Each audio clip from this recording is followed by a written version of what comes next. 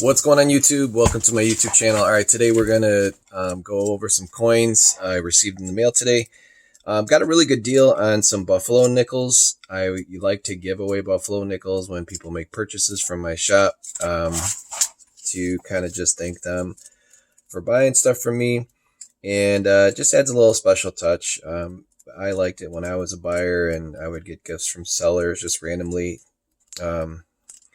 And then it would make me kind of save that seller. So I got this trusty old red book, the newer one that actually probably comes out in February. So it'll probably be like a 2024 coming out in March. But I don't really know that much about the Buffalo nickels, like what's special and what's not. Obviously conditions, everything. But so we're going to have the book open here. Here is the package that it came in. I already opened this part up to save some time. And this particular seller just had the best deal possible. So normally you don't get don't get to see dates for what I paid for these. My last batch of Buffalo nickels, I think I got some from Coin Crew out of from YouTube, and that was a good deal. It was about 75 cents a piece.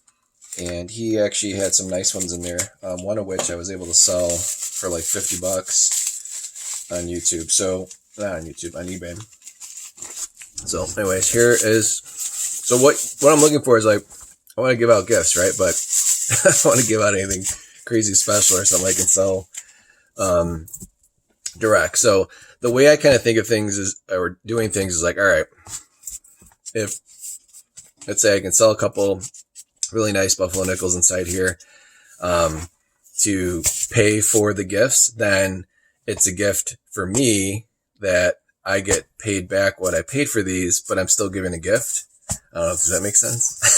So I'm not going to wear gloves. There's nothing going to be crazy special about these. Nor would I ever wear gloves with Buffalo nickels anyways, unless they're like, pristine or something like that. So we're going to kind of cruise through these. I'll do my best to kind of show it here. So these are nice. I mean, that's a nice Buffalo nickel. You can clearly see the date. The 30s, the ones from the 30s are a little more common. And then if there's a mint mark, it's going to be below the 5 cents part here. So we're going to fly through these. But anyways, hopefully everyone's having a decent week. 1937. And I've had, in prior videos, I've had guys like point out like, hey, that one has whatever on it. Check for errors. I don't think there's really any errors. So here's a San Francisco mint. See the S? 1935. So like, dude, is that something special? I have no clue. So, and again, guys, like, don't laugh because I have a red book out, but I don't buy coins from people, so I don't have like gray sheep. But yeah, San Francisco mint, lower mintage, but nothing too special. Definitely extra fine. Like, would I spend the time to list that for $2 on eBay? Probably not. I mean, don't get me wrong. I listed a few things earlier today. It was like some power cords from a PlayStation 2 that I bought like over 20 years ago.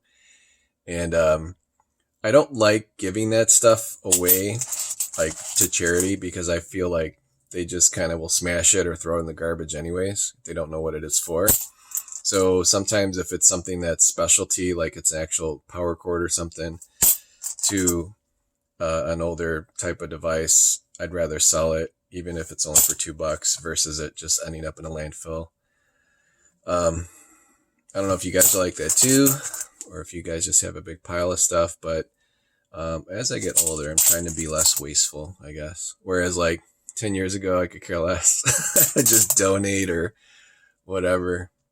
So anyways, these will make nice gifts for people that buy coins from me. And again, it's just a little something, something. It's like, hey, thanks for buying. A nice coin for me, and I appreciate it. What's a 1934? Oh, D. Okay, so the 31S is something special. I doubt it's in here. I'm pretty sure this guy's gone through it. But these are nice. Like normally I pay about 75 cents a piece for a Buffalo nickel, and I think these are all like half. So if he's got any more rolls left, I'll probably buy more because I like giving these out. What is this? What does that say in there? Is that S? 1935S. Is that anything special? 10 million. Nope, nothing special.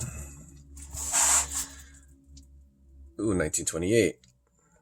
Is that a D? 1928. D is in Denver.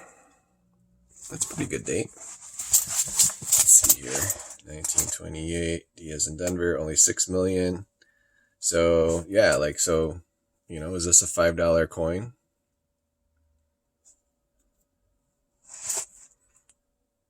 Probably. It's nice condition. And this is a red book, so, you know, it jumps up in value. So something like this, I'm going to list. Not that I don't want to give it to someone, but I'd rather list this as like an album filler for someone. So if they pay $5 for it, they're happy because they're not overpaying for the coin. And I'm happy because I got $5 for something I was going to give away for free. So we'll set that aside. So you guys, you never know what you're going to find. But so far I'm really pleased. Like everything is very clearly easy to read. I've watched other channels where they put that like NICA date on like older buffaloes. Has anyone ever tried doing that? Where it's like if you can't see the date, you put like a drop of some sort of solution and it brings up the date. I'm not into like doing stuff like that with coins.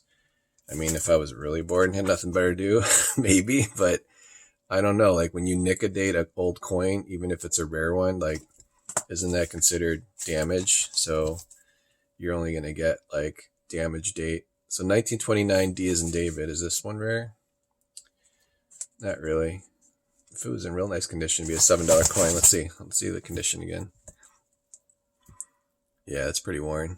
So that'll be a giveaway. This one's actually nice.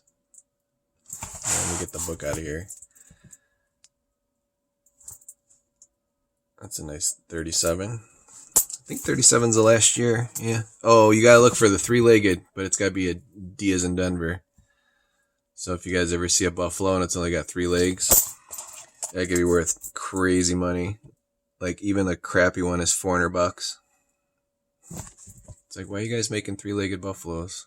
Who was drunk at the mint at that time? Can you imagine how the mint was in 1935? Like, did they even have air conditioning back then? Gotta imagine there's a lot of angry mint workers back then.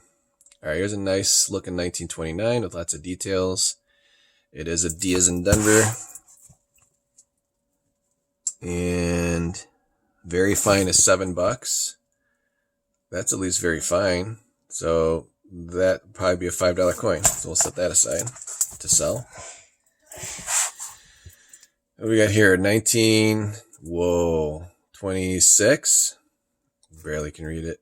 1926. Is that anything special? Oh, no.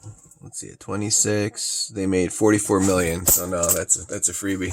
That's a gifter. And if you guys are laughing like, dude, why is this guy looking at Redbook? It's because I seriously don't want to look up each individual coin on eBay. That would be the longest search ever, and that's a waste of time. So here's another 1928. That's a San Francisco. Huh. Let's see that. 1928 San Francisco. Wow, that jumps up to $11 if it's really nice. Let's see the quality again.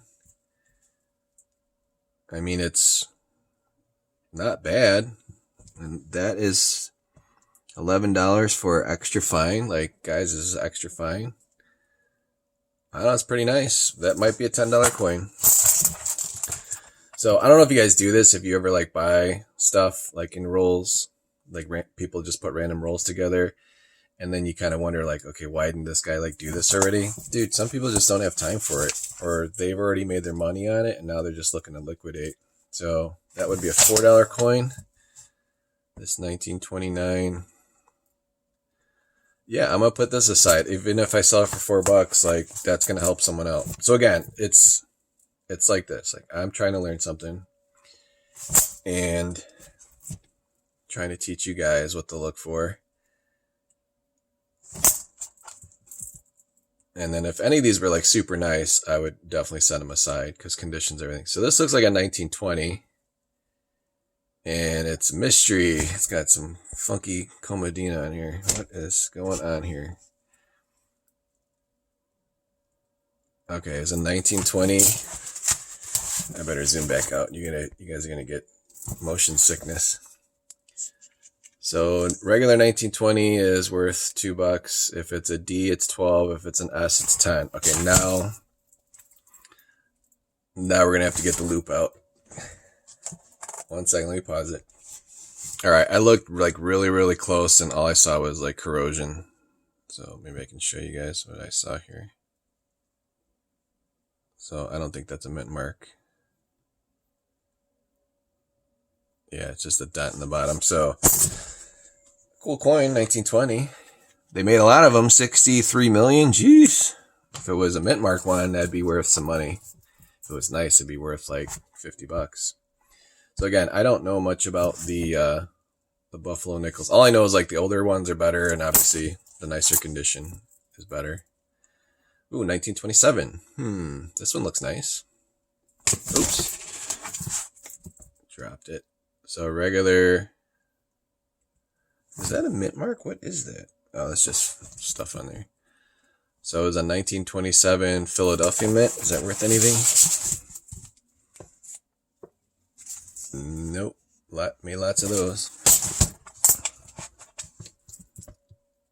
But like what I'm looking at is like everything in this book's worth like $1.25. But seriously, like who's gonna spend $1 on a Buffalo nickel unless they're like really desperate for filling in something? All in all, though, this is a nice roll. 1929. What is that, guys? Okay, I can't tell. Let's get the loop out again. All right, well, I'm gonna have to do part 2 because I didn't realize this roll would take so long. I didn't think I'd find so many nice nickels. So let's finish off the video here. Part 1 of the series of looking at Buffalo nickels. You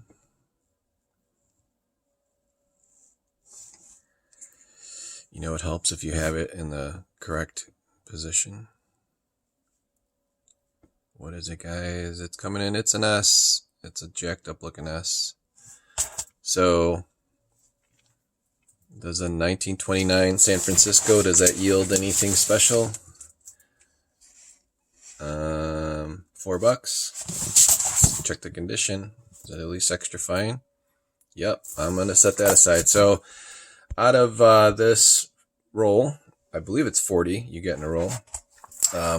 We've got 5 winners of at least average of $5 in value. So we got 10, 20, 25. And guess what? I think that's what I paid for the whole roll. So that makes these freebies even more sweet for giving it away to people. If I can make some of my money back on these 5 here. All right, well, this concludes roll 1, and we will be opening up roll 2 in the next video. Thanks for watching. Please like, share, subscribe. Check me out on roll 2 coming up.